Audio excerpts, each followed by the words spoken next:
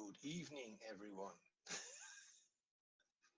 Marcel, Caroline, Marianne, Vera, Donald, Maarten, Noortje, Hoi hoi. Anna, Harold. Oh nee, er staat Ida, maar ik noem hem maar Bareld.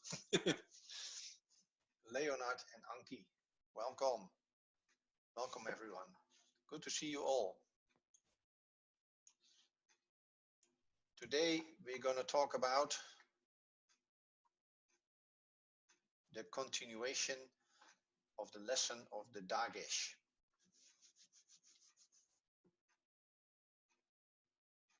Even kijken.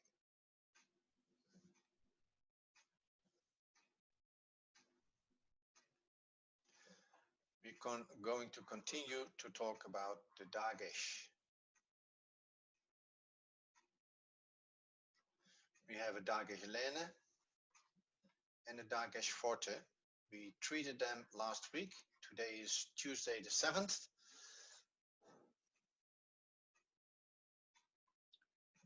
The Dagesh Lene tells you something about the pronunciation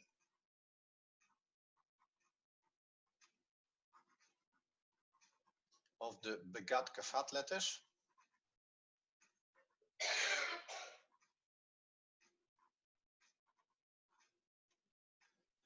And the Dagesh Forte is about doubling letters.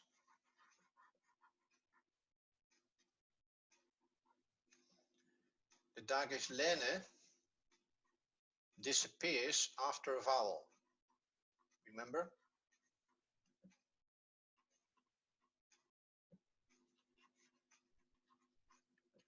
After a vowel. Even the schwa.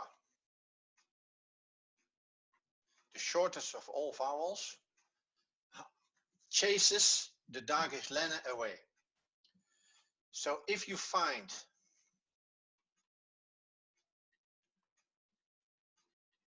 a dot in a begat gevat letter, it's a forte inside a word. There are other rules, but we did this. So if you are inside a word, so in a syllable, not at the beginning, but you inside a word, after a vowel. So when you find a dot in a begat gevat after a vowel, maybe that's better, after a vowel, you have a Dagesh Forte.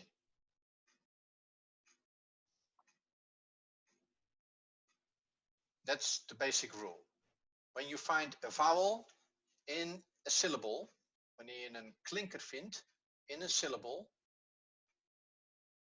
the Dagesh Lene will disappear in a begat gevat letter and change the pronunciation from b to v, from g to g, from d to d, a soft d.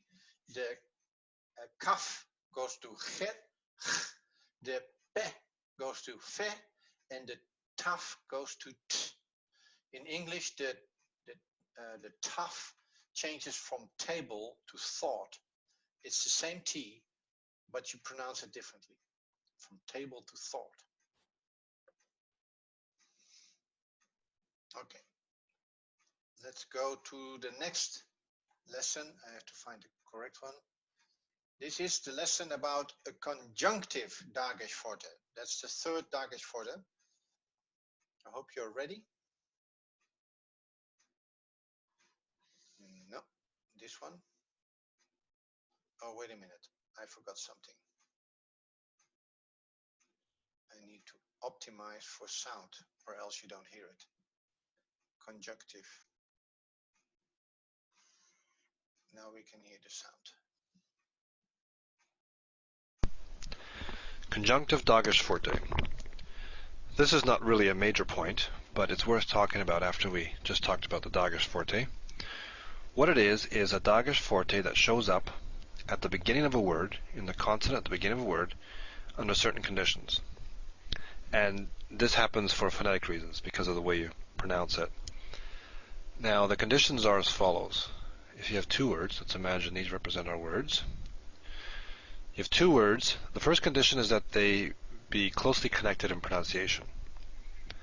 The second is that the accent on the second word falls on the first syllable, and the accent on the first word falls either on the last syllable or on the second to last. The net effect is that the accents are close together. So this is accented and this is accented. And the third condition is that the ending of the first word be either a kamets hey, or a segol hey.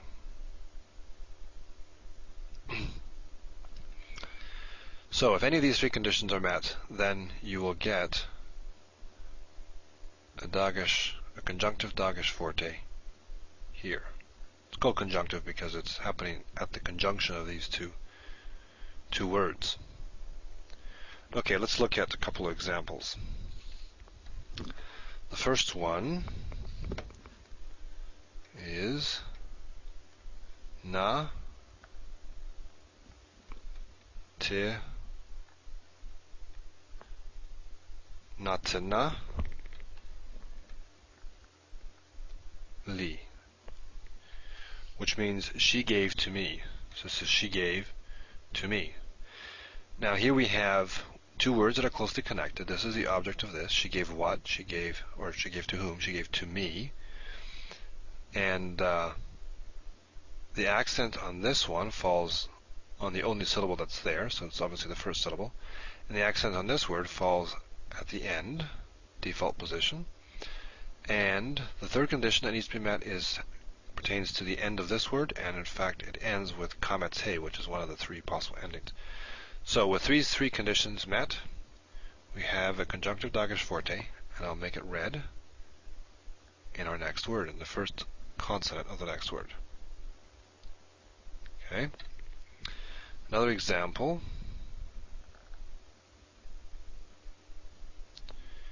Let's see. Lu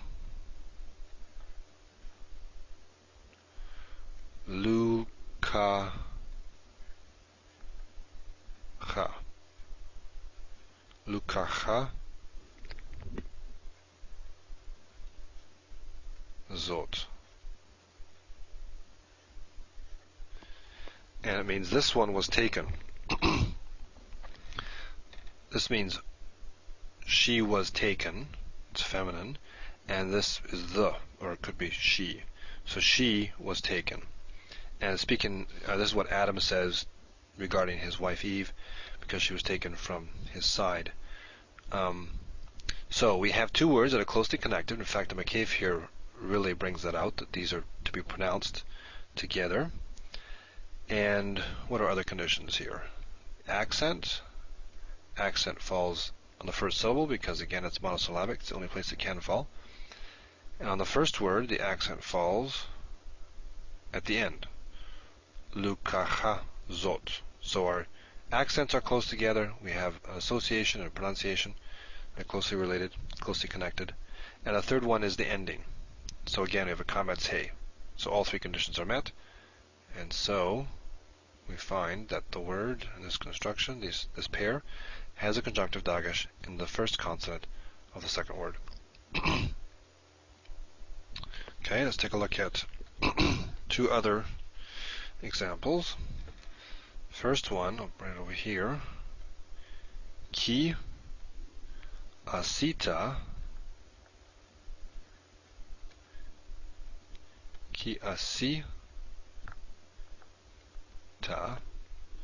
zot.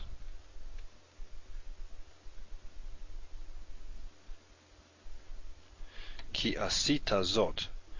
Because you did this. Ki asita, and the accent is here. This is God speaking to the serpent in Genesis 3. Because you did this. So the only reason I wanted to show this one really was because, well, two reasons, I guess. One is the accent is here. We have two words, because you did this. This is the direct object of the verb, so they're closely connected, first condition. Second condition has to do with the accent. So our accent, again, this is monosyllabic, so it falls on the only syllable that's there, the first one. And the accent here falls on the second to last. So that's okay. It can fall here or here. So this is an example of a conjunctive Dagesh forte, which will show up here, even though the accent is on the second to last. And the third condition is that either comets hey, or sigil hey are the ending of the first word. In fact, it's comets. So we have our conjunctive Dagesh forte. Now, if you have the word ze, which means this, followed by a makef, whatever this word is here, it will take a conjunctive Dagesh forte.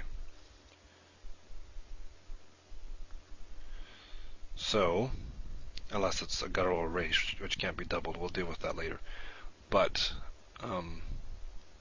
if it can take a Dagesh forte, it will over here. So, ze with a makef will always have a conjunctive Dagesh forte in the first letter of the next word. So I guess really what I'm trying to say here is that if you see a Dagesh at the beginning of a word and you're not sure why it's there, take a look at the word before it, see if it's closely connected in pronunciation, take a look at the accents, and take a look at the final vowel. If all three conditions are met, then you probably have a conjunctive Dagesh forte, or that's probably why it's there, because of this pronunciation.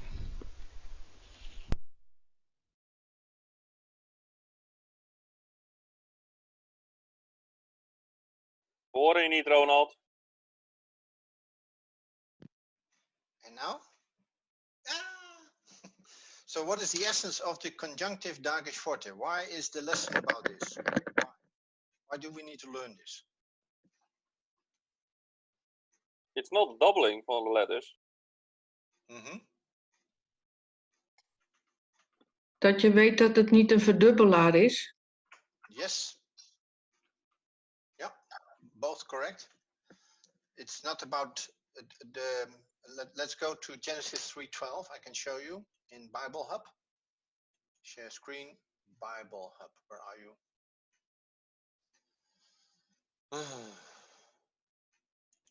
Oh, I lost my Bible Hub.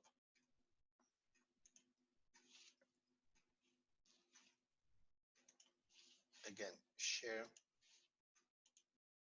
There you are. We have this one. To me she gave. She gave to me. Genesis. Oh no, sorry. Genesis 3:12.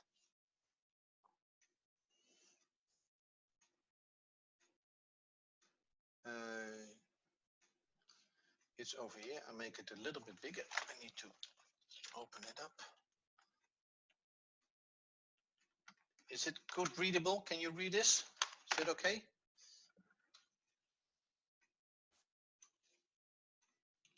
Let's go annotate. Here it is. This is the part that he was talking about. She gave to me.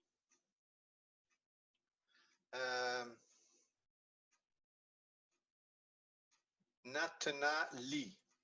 Natanali. And you see in the Lamed over here, you see in the Lamed a Dagesh. So because the Lamed is not a Begatkevat letter, it's not, it should be a doubling. But a doubling at the beginning of the word doesn't happen. So to understand why the dot is there, you go back to the preceding word. Is it closely connected? Well, this little line, the makef, is telling you that. And the accent should be on the last syllable. Well, in Hebrew, and I'm repeating a lot so you understand it, in Hebrew, the general rule is that the accent is on the last syllable only if there is no accent mark, then it's in the last syllable. If there is an accent mark, it's another syllable. So you see here in natana, you see no accent marks. So that means that the accent is on the last syllable. And syllable division over here and over here. So the accent is on the last syllable, and the accent is on the first syllable of the word that is connected closely. Well, that's true because it's monosyllabic. It means it is a word with only one syllable, so it automatically has the accent. So this dagesh is a conjunctive dagesh.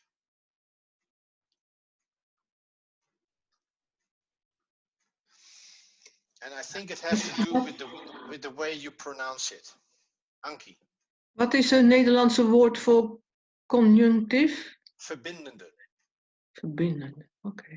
Ja? Een conjunction is a verbinding.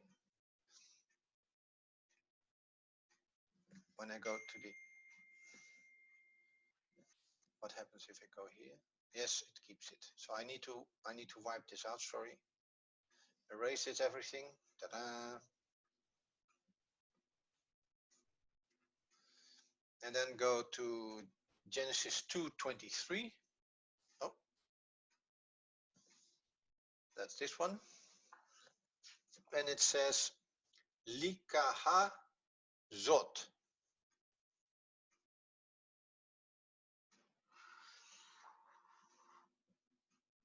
And we find it over here.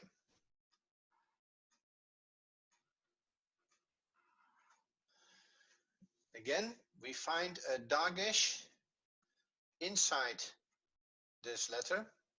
So we have to see if there is a connection with the preceding word. Well, there is because of this makev over here. And the accent is on the last syllable because syllable division over here. A little bit nicer. Straight down like this. Luka cha zot. So the dagesh in here is connected with the preceding word. Therefore, it's not a doubling, but it's a pronunciation. It strengthens the zayin over here. And the last example, wipe this out, is Genesis 3:14. And it was ki ashit zot ki asita zot. It's over here. This one. Ki asita zot. You find it over here. The connection between this and this. So this dagesh is a conjunctive dagesh. Forte. Yeah.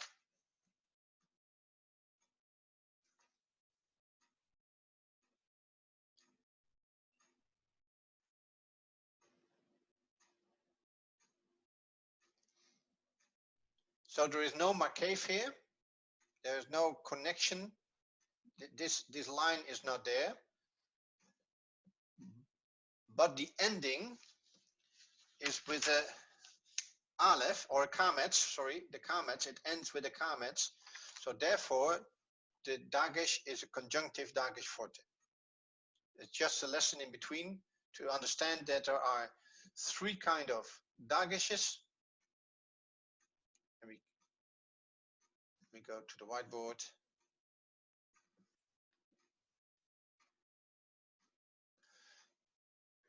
Let's move this to the top and this also come up.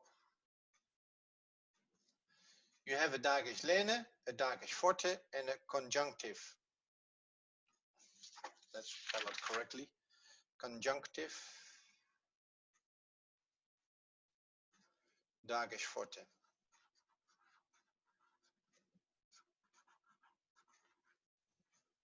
dagesh lene, a dagesh forte, and a conjunctive dagesh forte. The 3 dageshes you can find. And the conditions are 2 words are closely connected. The first word is accented on the last or next to last syllable and ends in a kamets he or a segol he. And the second word is accented on the first syllable. When these conditions are met, the dagesh in the first letter is a conjunctive dagesh forte. Any questions about this specific dagesh? We now have ended, I think, all the dageshes we need. We have seen enough dageshes. Wat is de functie of wat voegt het toe? The function is pronunciation. It's an extra, let's see the textbook, what it says. Lesson 5, conjunctive dagesh forte.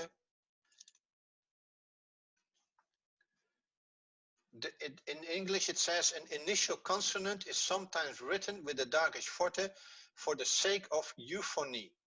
That is, the strengthening or doubling is not essential. Called the dagesh forte conjunctivum by older grammars. The dagesh appears when all these following conditions are met. So it's euphony means to combine the sound of the 2 words. Symphony, it's a word, phony is the word sound in it, so it's the same sound, the good sound connecting between 2 words. And it only appears when the ending is a kamets he, or a segol he. So only when a word ends with these 3 vowels, then the dagesh in the first letter of the next word is a conjunctive dagesh forte. It connects the 2 words to strengthen the sound of the pronunciation. We learn this only when you read Hebrew in the text and you start doing this more often. You will see all these dots appear because you know them. And when you see the dots appear, you only have to go back in your mind. Is it a dagesh lene? That needs to be a begat kafat letter. That's the only question you have. Is it the begat kafat letter? Is it lene or forte? Is it in the beginning of the word? Is it and it is not a begat kafat letter? What is it then? Well, look at the preceding word. Is it closely connected? Then it's a conjunctive dagesh forte. Een verbindende dagesh forte. Conjunctive means verbindend. Okay. Let's go to the next lesson. If there are no more questions, please ask if you have any questions. Just stop me. No questions? Then I go to the mapik.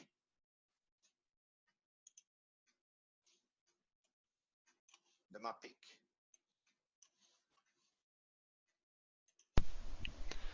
Mapik. The mapik is a dot that occurs in a final he at the end of a word.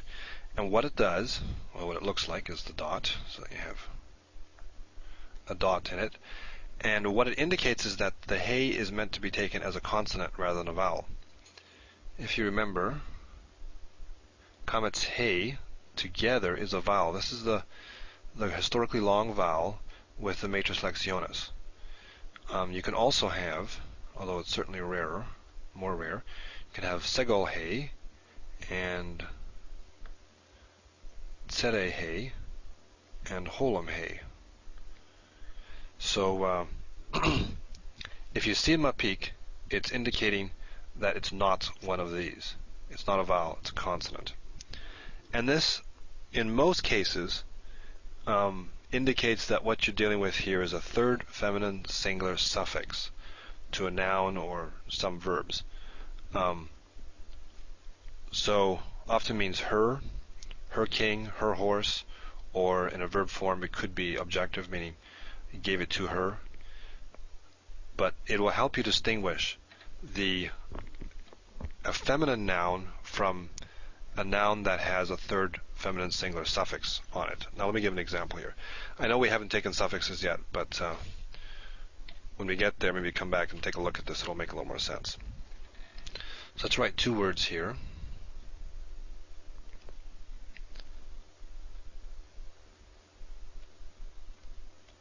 Malka.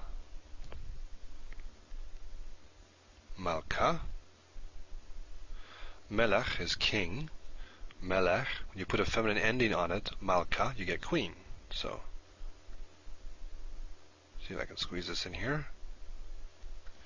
But if I write the same thing, Malka, okay, it's the same word so far. Malka meaning queen. Malka, if I put a mapik in here, then it is her king. This is translated her king.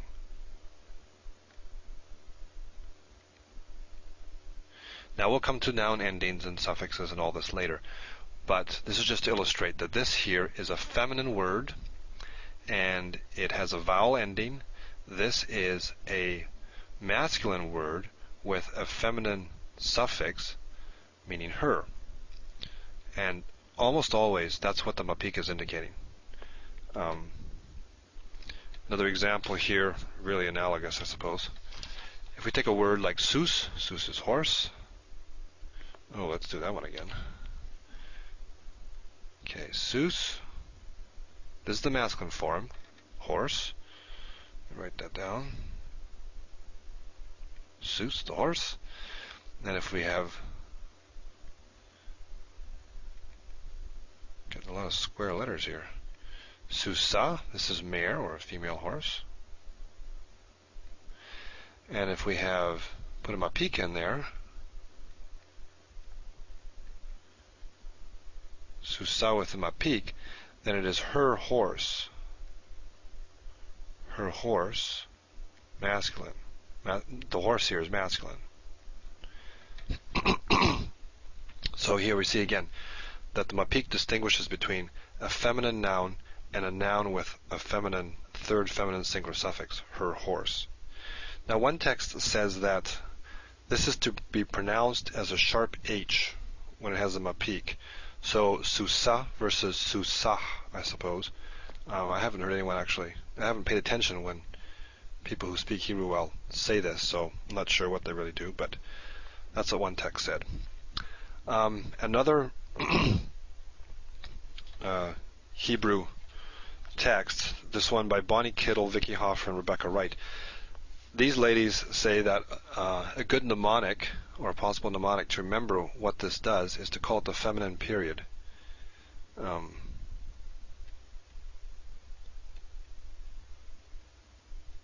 So it helps you remember that when you see mapik, you're talking about something that is hers, something that belongs to her or is directed towards her.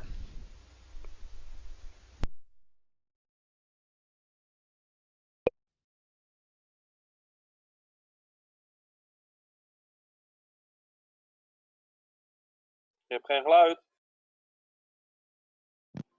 Again? Now? Yeah.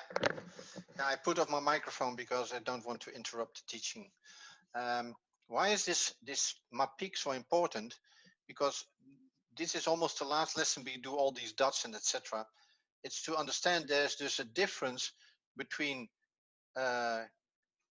queen and her king, horse and her horse. So the or how do you say that? Mare and her horse.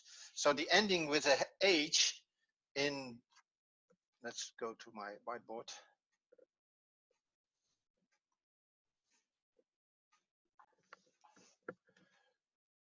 When you see a dot in a hey at the end of the word,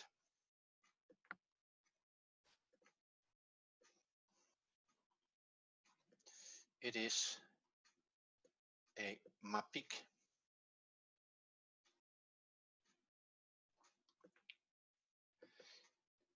It can never be a dagesh. Why can it not be a Dagesh? Lene or Forte? Why can it not be a Dagesh? Please answer me. It's on the end. Je gaat dat niet verdubbelen, zo, aan het eind van een woord. Correct? But there is one simple rule. The rule is gutturals don't take Dagesh. Aha, dat is waar. Gutturals on a reis, no Dagesh.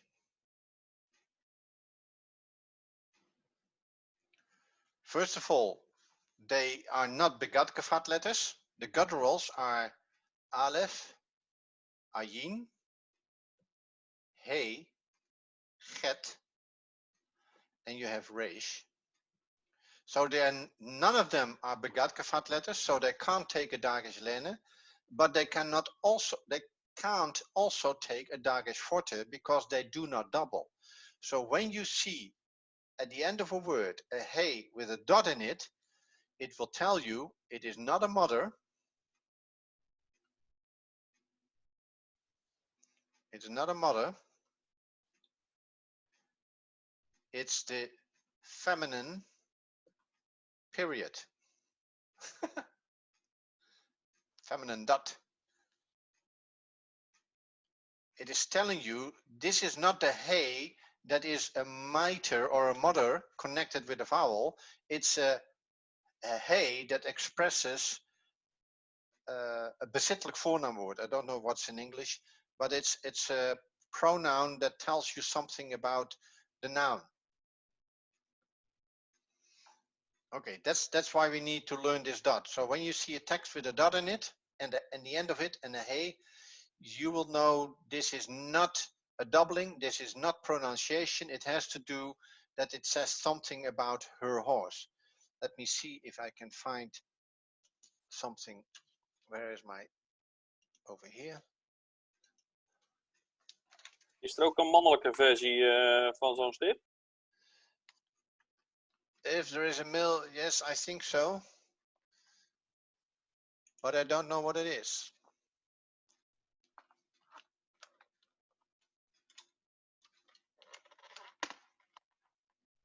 This is not what I was looking for.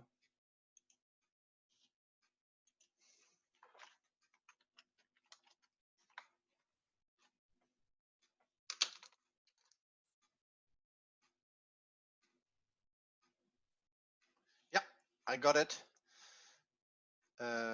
New share. I found it.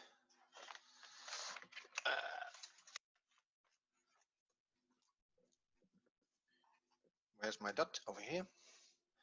Annotate. Go to green. Here is the word malka. Die 1 of 2 tikjes groter. Okay, try. Make it bigger. Oh, annotate out. Something like this. Perfect.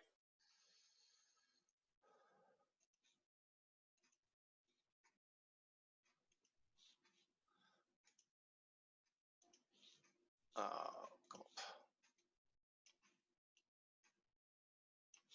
There we go.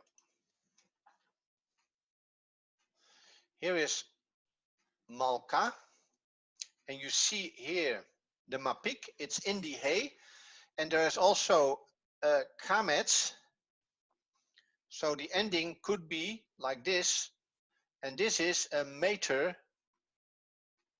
kamets He.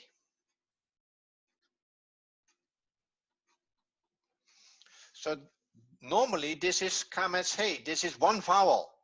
But because of the dot in it, it's not a kamets He. It is a kamet and a He. So it's not a vowel. The He over here tells something about her. This is a good example.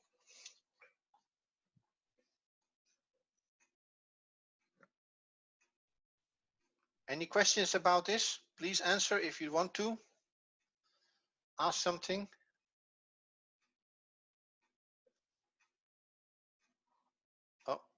Let's clear the board up.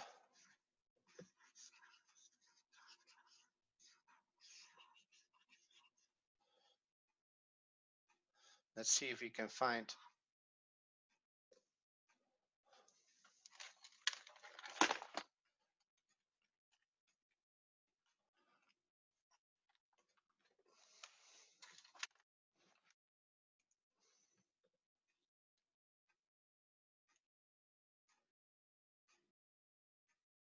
no, that's different here. It says their horses and not her.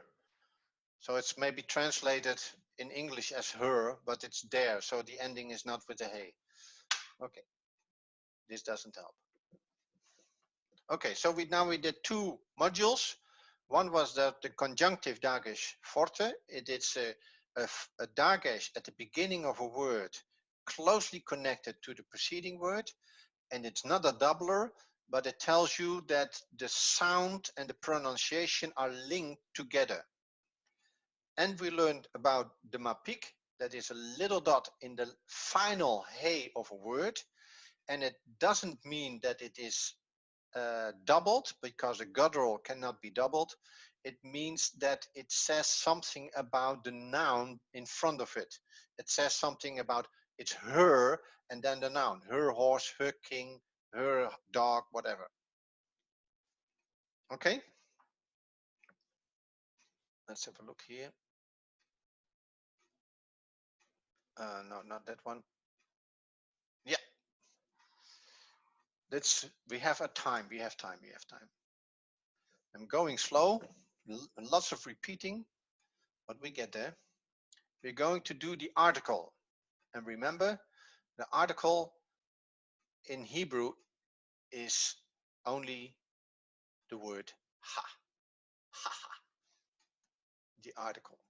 Let's have this one. The article. There we go. The article.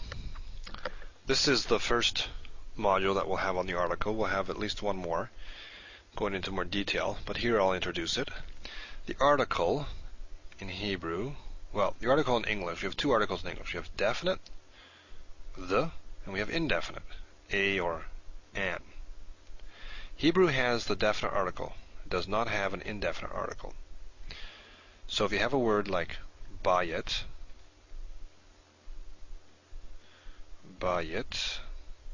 which means house, without the article, then you would simply translate it as house or a house, depending on context. So it's the absence of the article that allows you to sort of have this indefinite state. Now, let's take a look at the article itself. The article has three parts to it. It has a hey, a patach, and a Dagesh forte in the following letter. It never stands by itself, like le, be, and que, like the inseparable prepositions le, be, and que that we dealt with earlier. It's always attached to the article that it governs, the word that it governs. So your word would be sitting here, and the Dagesh forte would fall in the consonant of the first consonant of the word.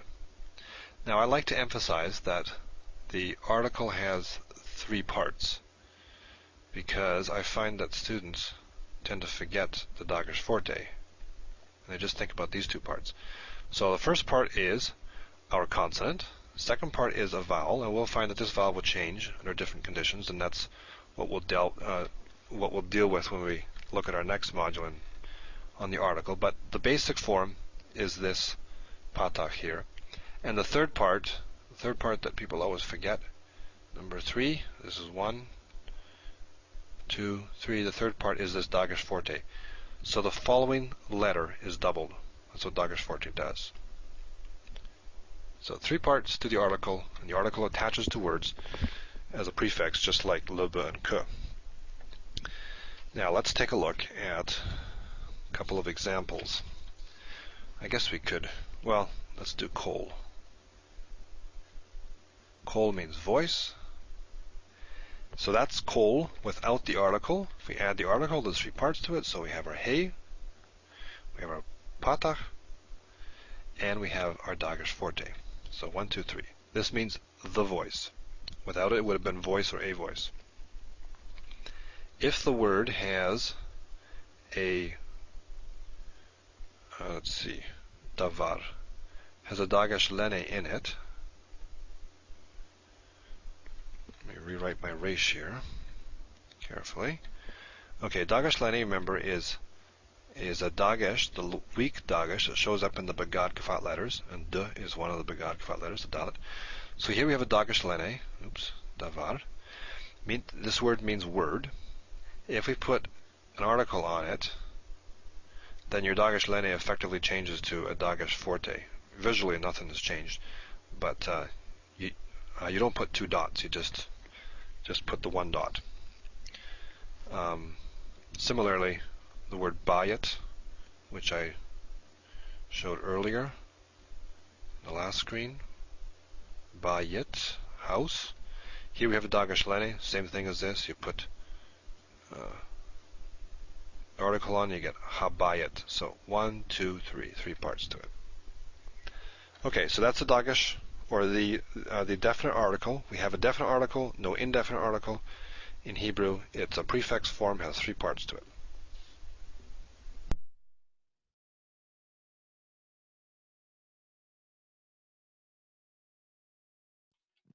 Yes, I'm back. I just finding something. Let's have a look.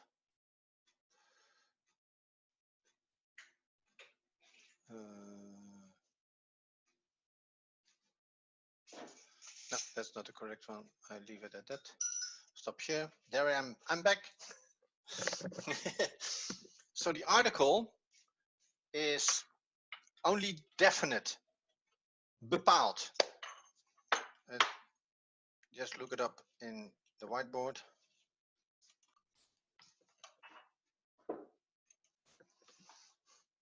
So, oh, hey, what happened? There we go. The article, or het lidwoord in Dutch, is definite. The of de in het Nederlands. And what's the other one? Undefinite.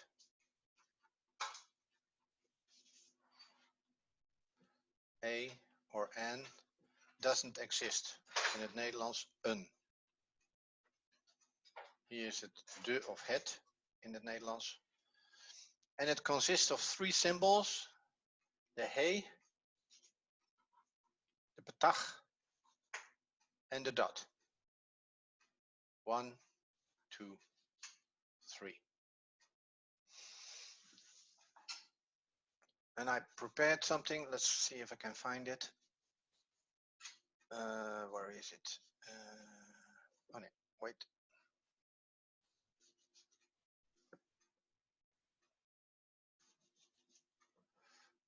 No, that's not the one.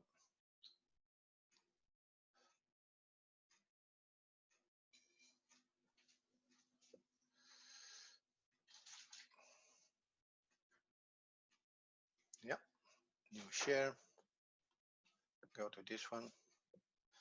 And here you see the word. No, don't that one. Oh, wait. Let's go. Where is the other one? There. This is the correct one. This is about Jacob and the blessing of Isaac by Jacob. And it says here, Hakol.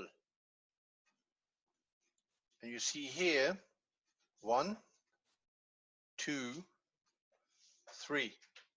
You see the Dagesh forte. And you see it over here because there are 2 koves. 1, 2. Hak, kol.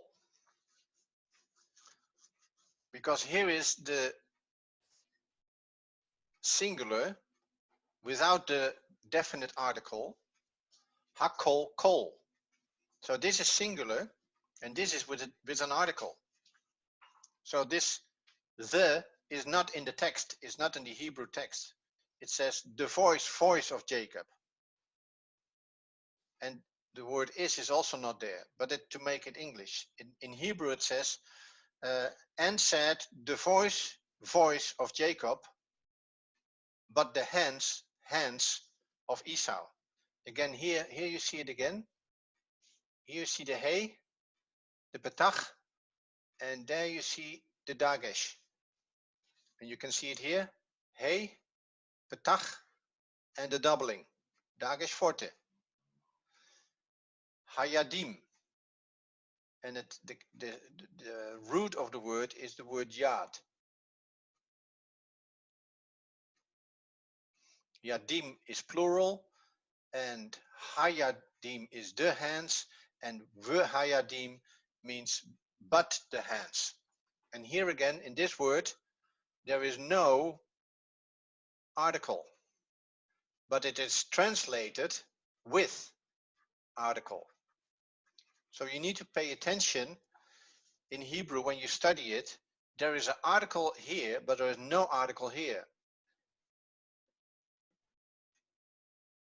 I love this when I see this. It's only when you know what you're looking for that you can see the difference. The word of Jacob, the hand of Esau. There is one small lesson. I think we can do that. Then we have finished it's 3 minutes. That is what we can do.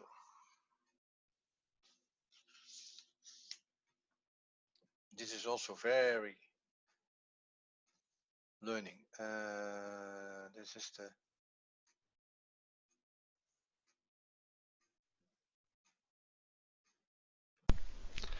the article and inseparable prepositions. This module looks at what happens when you add both an article, the definite article, and the inseparable prepositions to a word. So let's first write up our article here. Remember, the article has 3 parts: the hey, the patach, and a doubling of the next consonant, the dagesh forte. And our inseparable prepositions are, if you remember, b, k, and l. Now, why do these two have a dot and this one doesn't? Do you remember? These are both begad kafat letters. So this is a dagesh lene. This is the weak dagesh. Unlike this is the strong dagesh. And this is not a begad kafat letter, so it doesn't have a dagesh in it. So, what happens when you add these two, this plus one of these, to a word? Well, let's look at a word. Let's look at the word sefer.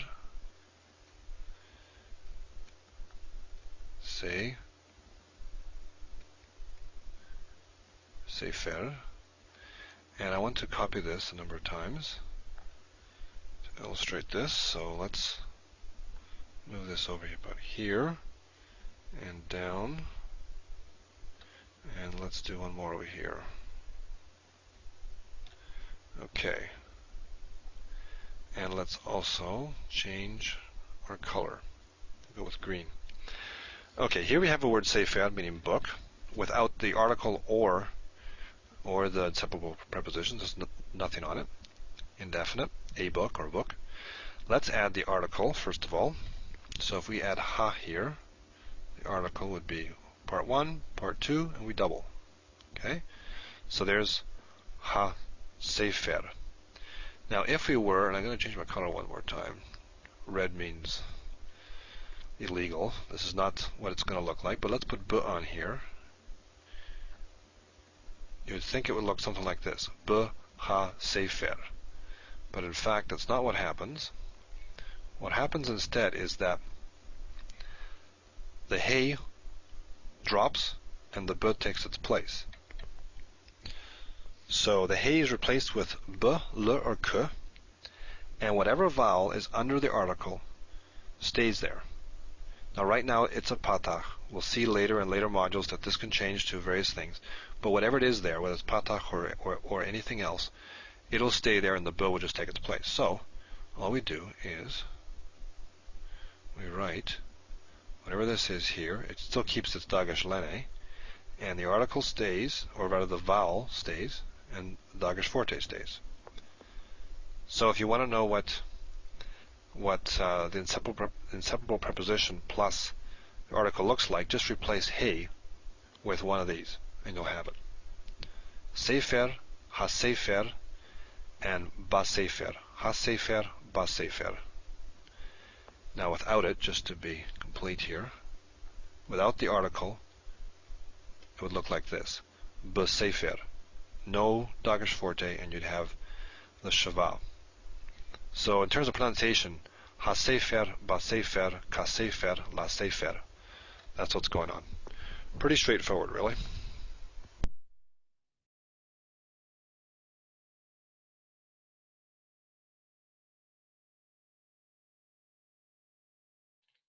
Klokje. I forget that. Thank you. I show you an example in scripture.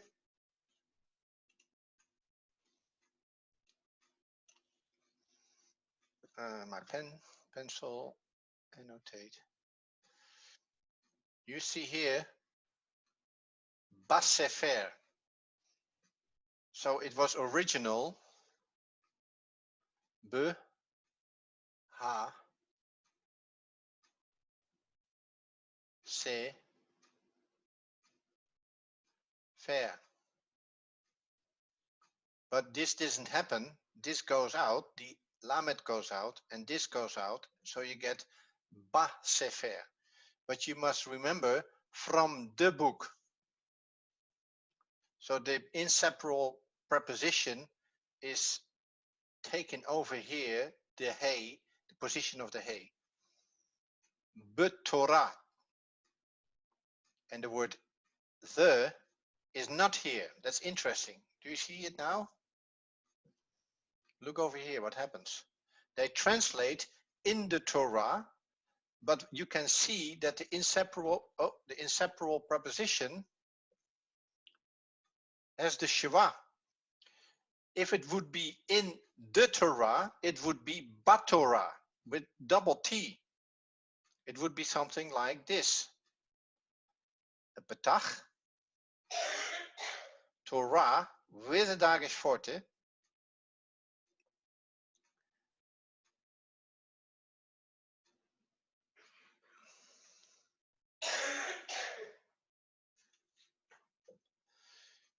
This would it be if it was in the law. But you see, it's B, it's a Sheva. So this shouldn't say the definite article is not in here. It's gone. There is no definite article. If it was in the Torah, it should read Batorat. But it says Betorat. So that means that it is in law and not in the law. So this is very helpful to understand how inseparable prepositions and articles work together. And you recognize them as soon as you start doing the exercises in the book. And there are a lot of them in this book and in the next book. In the house and etc. There are all these exercises. Then you will learn it. So I find it very helpful to understand how the article works and how it works in combination with the inseparable preposition be, le, and que. So today we have done a lot of work. We have covered a lot. We started with the conjunctive Dagesh Forte, the Dagesh Forte that connects a consonant with the preceding word so that the sound is in union. Euphonic, it's in union. Then we covered the mapik. The mapik is the little dot in the hey telling you that it's not a mater, it's not a kametz hey or a tsere hey or a sigol hey. The hey with the dot is a mapik, and it tells you it's a pronoun saying her about something, her horse, her king. We learned about the article. It has three parts. It's the hey, it's the betag, and it is the dagesh forte. So when you have an article before a noun, the first letter of the noun doubles. And you could see that in the examples. And then we have the combination with inseparable prepositions and the definite article and a noun. In that case, when you have a le, be, a que, inseparable preposition with the definite article, the he falls out, the betag stays there, and the le, be, or que moves to the left and loses its schwa. It's all simple when you see the video. Well, I hope this is enough for today. Do your practice. When you practice, you learn. And when you learn, you practice. Yes? I see you next week.